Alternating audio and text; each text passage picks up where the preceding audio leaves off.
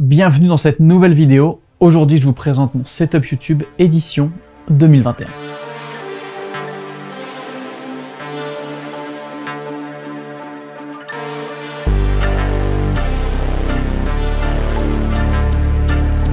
Avant de commencer à vous montrer mon setup en détail avec tous les modèles de tout ce que j'utilise sur mon bureau, dans mon matos en général et dans tous mes tournages, je tiens à remercier Artlist qui sponsorise cette vidéo. Vous connaissez sûrement Artlist, c'est une plateforme que j'ai déjà présentée qui permet tout simplement d'obtenir les droits d'utilisation pour différentes musiques pour tous vos projets. Là où ils se différencient d'autres sites, c'est que eux, leur licence à l'année vous permet de télécharger un nombre illimité de leur musique pour toutes les utilisations que vous voulez. Si vous filmez le mariage de votre cousine ou alors si vous faites une pub pour Microsoft, le prix et la licence que vous aurez pour la musique que vous allez utiliser sera la même, vous pouvez en faire ce que vous voulez. Évidemment, il y a plein de choix, des playlists, un moteur de recherche. Ils font aussi maintenant un service de sound design et il y a vraiment pas mal de sons qu'on retrouve pas forcément sur d'autres banques, donc c'est plutôt cool. Et en plus de ces services, ils lancent aujourd'hui un challenge qui s'appelle le Artlist SFX Challenge. Le but de ce challenge, c'est pour vous de créer une vidéo de 45 secondes à 1 minute en utilisant des musiques et des SFX venant d'Artlist. Il y a des packs SFX gratuits dispo chez eux et vous pouvez utiliser une version d'essai pour télécharger les musiques et les utiliser. Bon, évidemment, si vous êtes abonné, ce sera plus pratique. Et les prix, je vais pas vous les détailler parce que chaque gagnant remporte beaucoup de choses, mais c'est extrêmement fat. Il y a 3 prix à remporter. Franchement, ils vous mettent bien. Vous pouvez participer dès aujourd'hui à partir du 21 avril et ce jusqu'au 5 mai. Et les gagnants seront annoncés le 12 mai. Je vous mets un lien dans la description avec la landing page qui résume à peu près toutes les infos, les prix, tout ce qu'il y a à gagner et exactement les règles du concours. Je trouvais que c'était une occasion très cool de mettre en avant un challenge qui vous permet de produire quelque chose et de vous entraîner. Surtout en ce moment où on ne peut pas faire grand chose, c'est bien d'avoir des petites motivations comme ça. Bref, passons à mon setup YouTube 2021.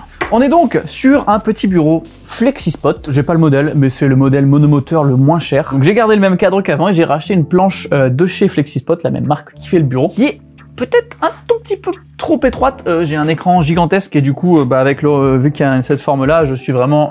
Bonjour. Non, je suis là, mais c'est très très proche. Mais la finition est vraiment cool. C'est vraiment beau et ça va hyper bien avec les couleurs entre le bleu et le gris. Tous les produits que je mentionne sont dans la description. Ce sont en majorité des liens affiliés. Donc si vous passez par ces liens, ça ne vous change rien, mais ça fait plaisir à Bibi. Donc, vous pouvez noter qu'il y a très peu de câbles. Je vous montre vite fait. Mais en fait, j'ai acheté des petites merdes sur Amazon. Vraiment, quand je dis des petites merdes, c'est pas pour exagérer. C'est un peu comme ça. C'est vraiment des passe-câbles à la con, quoi. Il y en a plein partout. Je pensais pas faire ce plan un jour. Mais t'as plein de câbles du coup qui courent là le long du pied, comme ça on ne les voit pas quand on regarde de loin. Et je compte évidemment le fait que quand le bureau se lève, il y a assez de mou pour que ça puisse se lever sans arracher mon ordinateur. Et voilà, tout est réfléchi, tout est mis un petit peu pour que ça ne se voit pas et que ce soit beau. Et en vrai, c'est un plaisir de pas avoir un bordel de câbles. Je sais qu'il y a des gens qui n'ont rien à faire, mais moi personnellement, ça m'irrite d'avoir des câbles. Donc là, je suis plutôt content du résultat. Tout ce setup, il part de mon MSI Creator 15, petite machine de guerre. Tout est vraiment drivé de ce PC portable. Il lit tout sans souci. Je l'ai mis sur un petit meuble casier où je range des petites merdes. Il n'y a pas grand chose d'intéressant là-dedans, clairement. Tout part et arrive est affiché sur un seul écran. Le concept du double écran, je suis pas très fan. On est sur un Asus.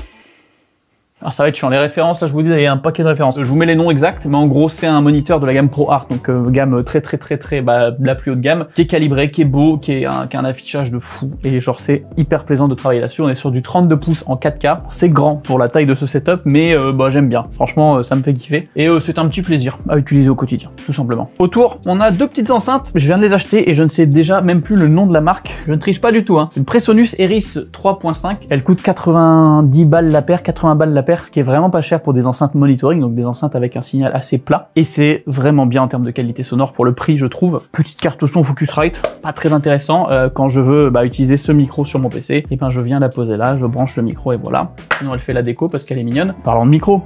Alors, petit bras incroyable, bras de chez Tonor. Tonor, marque cheap Amazon, 25 € le bras, et il fait tout aussi bien que le bras Rode. Franchement, il est solide, il est pas trop moche, vraiment très bien. Et au bout, on a le petit Rode NT1, le micro qui est vraiment trop bien et en termes de rendu, je kiffe tout simplement avec une petite suspension, voilà, tout simple. Tiens, qu'est-ce que c'est que ça? C'est étonnant, dis donc, qu'est-ce que... Non, c'est ma Canon C70 tout simplement. J'en ai assez parlé récemment, je vais pas épiloguer là-dessus dans cette vidéo, mais c'est ma nouvelle caméra et j'en suis très content. Et elle est posée, voyez-vous, sur un petit bras, ce qu'on appelle un bras magique, mais un bras magique...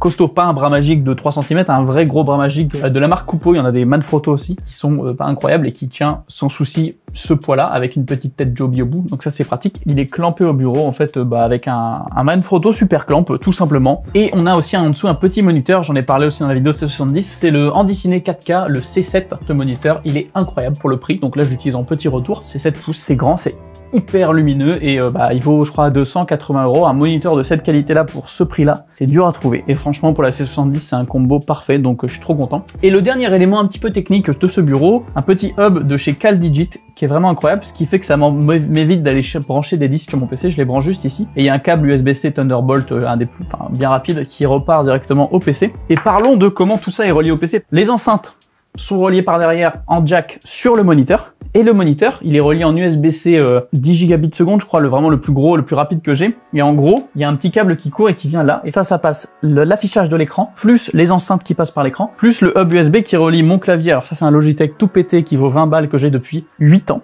Et la petite Logitech MX Master, la dernière génération, qui est trop bien, mais je m'en sers pas du tout. Elle est juste très confortable, mais je me sers pas des boutons customisables. Et donc tout ça, c'est relié sur ce même petit USB-C, ce qui est quand même assez exceptionnel. Et il y a en plus, du coup, un USB-A qui est libre. Et j'ai l'autre USB-C qui est relié au hub CalDigit que je vous montrais à l'instant, plus un petit câble RJ45 qui est relié à mon routeur pour transférer des fichiers rapidement vers le NAS. Et il y a aussi quand même, faut le mentionner, cette petite lumière, j'en ai déjà parlé dans la première vidéo étrange unboxing, Falcon Eyes RX 18 TDX, j'ai de la mémoire pour des noms qui servent à rien. Mais petite light avec un genre de tente Quechua posé dessus en tant que diffuseur, qui honnêtement est vraiment pas mal, je la laisse là tout le temps. Et moi au plafond ici dans ce studio, j'ai des lumières sur rail en fait. Alors ça paraît incroyable comme ça, mais c'est pas fou, hein, mais bon, au moins ça permet de venir déplier, les remonter. Là j'ai un petit setup que j'utilise pour mettre un micro plutôt que d'avoir une perche et tout. En gros je viens le trimballer, si je tourne des vidéos des fois au milieu de la pièce, je viens me poser ça au-dessus et puis je l'oriente vers moi comme ça. Et en fait j'ai le câble qui est assez long qui redescend vers Zoom, vers la C70, peu importe. Et ça c'est un Rode NTG4+, que j'utilise pas souvent mais qui est vraiment bien, un bon micro canon, courant XLR, etc. avec un petit bras, un petit setup pour pouvoir un petit peu l'ajuster comme il faut. Bon les mousses acoustiques, on s'en fout, mais voilà, c'est des mousses acoustiques de... Bon, on s'en fout. Je crois qu'on va passer à plutôt ce côté-là. Avant de vous montrer ça, parce que je sais que ça vous plaît. On va descendre quand même, parce que d'abord, petit meuble très mignon, le petit poste-clé, un petit orbi qui permet de récupérer. Alors ici, c'est un peu compliqué le réseau. En gros, j'ai le réseau qui est répercuté via un orbi, qui repasse moi sur un routeur à moi et qui arrive dans mon NAS pour que mon NAS soit pas accessible par tout le monde qui a accès au Wi-Fi de la Redbox. Je mets du temps à l'apprivoiser parce que je suis une bille et clairement, je l'utilise pas du tout à ses capacités maximales. C'est un NAS QNAP, il y a 4 x 8 Tera, donc on a 32 Tera dedans. Convenable, qui va maintenant assez vite. Maintenant que j'ai adapté tous mes câbles en 10 gigabits seconde, il va vraiment pas mal vite, c'est cool. Et le problème c'est que j'ai pas le routeur qui va assez vite et que ça coûte très cher d'avoir un routeur qui va à la bonne vitesse. Du coup pour l'instant je reste comme ça, mais je m'en sers tout simplement pour backup mes fichiers. Et je vous en parlerai dans une vidéo dédiée à mon système de stockage tout simplement. Bon, peut-être temps de vous parler de ce petit élément là, je sais que ça intéresse beaucoup. On est donc, messieurs dames, sur un porte-outil. C'est littéralement un porte-outil brico-dépôt. Donc il est accroché via 2 vis là-haut, au mur, entre les mousses. Donc là, franchement, Cédric qui a posé les mousses a fait un travail d'orfèvre pour essayer de recoller au maximum les mousses pour pas qu'il y ait d'aspérité et que ça se voit. Et en gros, ce que j'ai fait, donc, c'est qu'il y a une prise qui remonte entre les mousses là, qui vient foutre une multiprise ici. On a donc la multiprise qui part dans un hub Anker de 10 ports USB. Et ces ports USB partent derrière et remontent à différents endroits. Typiquement là j'ai 2 USB-C pour brancher par exemple les petits pavotubes de Nanlite, je viens les brancher là. J'ai tous mes chargeurs que j'utilise au quotidien, donc là on a un double chargeur pour le Z6, on a des chargeurs de batterie Sony que j'utilise pour toutes les lights et pour les moniteurs, etc. Tout ça c'est double facé, donc évidemment ils sont un peu sacrifiés dans le sens où ils sont pas très facilement enlevables, et j'ai juste un petit câble qui repart à chaque fois qui revient là. C'est tout simple, il y a des petits crochets aussi, enlevables, que j'ai bombé à la main personnellement, donc vous pouvez voir qu'il n'y a pas de le noir, j'ai même pas mis le noir en dessous, je l'ai juste mis au-dessus et il est déjà en train de s'écailler. Et là on a un petit répertoire de scotch, mon petit couteau unboxing que Mickey m'avait offert, voilà, puis un petit bac pour mettre 2-3 câbles en plus, etc. Honnêtement je pense qu'à terme j'enlèverai peut-être le bac parce qu'il prend beaucoup de place. Il y a pas mal de Canadiens, Américains qui ont fait ça, mais je voulais ça, je me suis dit vas-y ça peut être cool, et on l'a amené, on l'a concrétisé, et en vrai ça coûte pas si cher à faire, mais par contre il faut un espace dédié sur un de vos murs évidemment, pour pas faire de la performance, hein, pour vous mentir, on est fiers. 2 petits pieds manphoto pour les lumières qui traînent, on a 2 softbox de Nanlite, la 120 cm et la 90 qui est ici. Très grand, hein. Donc ça c'est des softbox que j'utilise pour toutes les vidéos qui sont trop bien parce que déjà quand ça se replie c'est pratique, et surtout que si pour la passer de là à là il y en a vraiment pour 30 secondes quoi. On a un pied du coup Avenger, un système de classique, donc les pieds lumière un peu plus solides. Dessus on a un mini boom, je crois que c'est un D600B du coup qui permet de faire un boom, donc le mettre au-dessus de quelque chose. J'ai aussi un petit contrepoids que j'ai mis derrière qui permet de balancer tout. Et en haut de tout ce pied, on retrouve ma petite Forza 200. Je vous avais déjà montré la Forza 500 en vidéo. Maintenant, j'ai la Forza 200 qui est vraiment... Alors, elle est un peu moins puissante, mais la Forza 500 watts, c'est abusé. Là, déjà 200, tu peux faire vraiment beaucoup de choses. Et pour toutes les vidéos, quasiment en studio, et ben, j'utilise cette lumière qui, du coup, est contrôlée depuis ce boîtier ou depuis ces petites télécommandes, tout simplement. Et c'est un bonheur. Je me sers aussi de ce pied comme porte-masque. La fashion...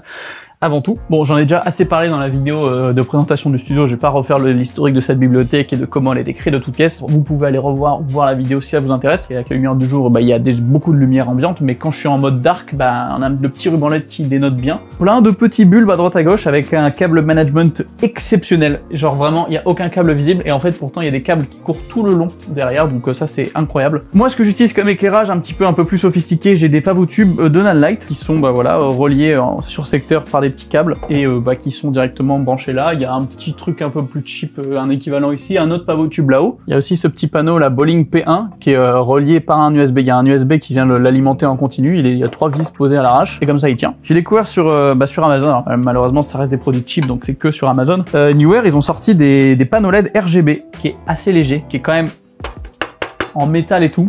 Autant l'éclairage c'est peut-être pas le plus fidèle du monde, mais en vrai incroyable pour faire des effets et tout. Enfin franchement à moindre prix c'est exceptionnel et ils se contrôlent via une appli et tout. Enfin donc voilà, je vous mets le lien en description de ça parce que franchement c'est trop bien et ils valent que 100 € TTC donc c'est une bonne affaire je pense si vous cherchez des lumières. On va mon deuxième rail de lumière. Alors lui il est un petit peu bloqué parce que comme vous pouvez le voir en fait en gros il est coincé entre les deux étagères là-bas au bout. C'est un petit sacrifice pour avoir une bibliothèque de cette hauteur là. Voilà. Un autre petit panneau LED cette fois-ci pas RGB qui est juste bicolore. Des vieilles Godox qui traînent, je vais m'en débarrasser parce que je ne m'en sers pas du tout à leur juste valeur. Si on vient ici, on retrouve ma Forza 500 avec un petit Fresnel du coup qui permet de focus la lumière. Oui, là vraiment on est sur un projo type cinéma là et sur un budget de projo de cinéma totalement avec un autre pied Avenger. J'ai arrêté les pieds Amazon pas cher parce que c'était vraiment de la merde. Enfin, ça c'est robuste de ouf et bon ça coûte un peu plus cher mais par exemple ce pied là ça coûte peut-être 150 € mais ça tient vraiment dans le temps, enfin c'est vraiment de la qualité et je vous recommande si vous avez un petit peu l'envie d'investir dans ce genre de matériel de passer sur du matos.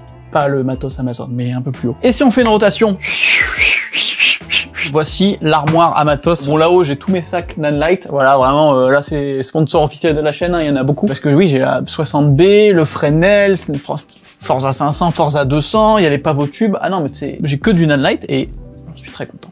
Ici c'est du bordel qui n'a vraiment aucun sens. C'est vraiment typiquement je voyais ça mais...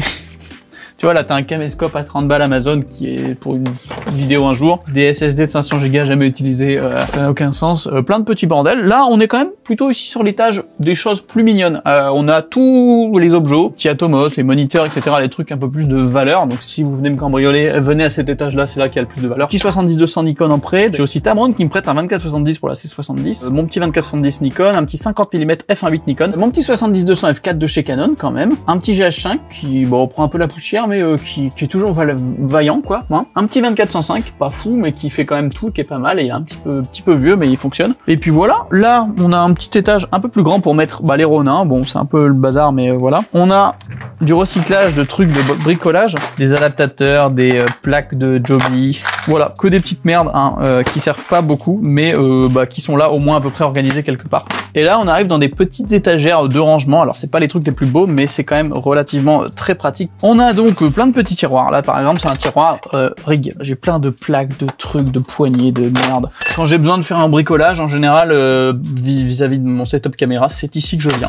Là, c'est le tiroir à batterie. Là, on commence à avoir beaucoup de batteries, voilà, clairement. Ça, c'est un tiroir à son. Alors, j'ai plusieurs tiroirs à son. Voilà, un petit Zoom H5. Là où il y a d'ailleurs d'autres micros. Je viens d'acheter le Rode VideoMic NTG. Putain, ils sont chiants dans leur nom. Qui est vraiment pas mal. Parce qu'avant, j'avais ce micro qui, comme vous pouvez le voir, a commencé à prendre un peu cher. Hein. Vraiment, la suspension marche plus. Il est tout défoncé. Qu'est-ce qu'on a? Du son encore, tout simplement. Et encore du son et des bric-à-brac et des merdes. Le tiroir FPV. Comme vous pouvez voir, il y a des trucs qui pendent et ça, c'est pas bon signe. Oh, des câbles sectionnés. Tiens, donc, bon, voilà pourquoi je ne fais plus de drone FPV parce que je n'en ai plus. Un tiroir à bouchons. Alors, je suis plutôt fier de ma collection de bouchons. Physiquement, je sais toujours pas comment je peux avoir autant de bouchons, mais c'est le cas. Un tiroir à câble de disque. Voilà, du coup, tu cherches un câble. Il y a tout ce qu'il faut de plus pratique et de plus rapide qui est à dispo. Il y en a peut-être un peu trop. Faudrait peut-être refaire un tri. Le tiroir à disque dur. Donc là, on a tous les disques. Il n'y en a pas des tonnes non plus. Hein. Un autre tiroir à rig parce que quand on a trop de bordel dans un tiroir, on le remet dans l'autre. Donc là, c'est plutôt les petits bras magiques, des petits clamps. Qu'est-ce qu'on a ici? Ça, c'est les tiroirs à drone. Je ne me rappelle plus ce que c'est qu'un drone, ça fait tellement longtemps que j'en ai pas utilisé que je ne sais plus. Là on a des petites merdes par rapport aux lumières, bon, y a rien de très incroyable. Hein. Et puis bah en bas, bon, je pense que vous l'aurez deviné, c'est l'étage à sacs. C'est que des sacs, des boîtes. Et on va finir par ton setup, Maxime, quand même. Attention, il est pas beau celui-là quand même, hein. Il est pas mal. Hein. Un bureau qui fait un... Merde, je suis en train d'enlever ta... Merde. Attends. Bureau du coup qui se monte debout mais avec ça. Tu l'insères. Puis tu montes. Ah voilà, c'est la même marque que mon autre bureau avec des petites roulettes, donc lui il monte sur roue, et bah en fait c'est celui-là, je le disais déjà dans la vidéo studio, mais c'est celui-là qu'on utilise pour toutes les présentations de matos, on le fout au milieu de la pièce, on se fait un setup, et c'est vraiment pratique, et surtout ça vaut moins cher aussi comme ça, et il n'y a pas de câble qui traîne, donc c'est plutôt cool. Voilà donc le petit tour du setup, donc voilà, c'est un petit peu tout ce que j'utilise au quotidien, dans les projets, dans ce studio. Je vous mets encore une fois tous les liens en description. Merci d'avoir regardé jusqu'ici, j'espère que ça vous a plu, c'est vraiment en mode simplicité. N'hésitez pas à vous abonner si ce n'est pas déjà fait, à liker, commenter cette vidéo. À partir de maintenant, nouvel horaire, ce sera tous les mercredis à 18 h. Du coup, on se retrouve mercredi prochain. Portez-vous bien. Ciao tout le monde.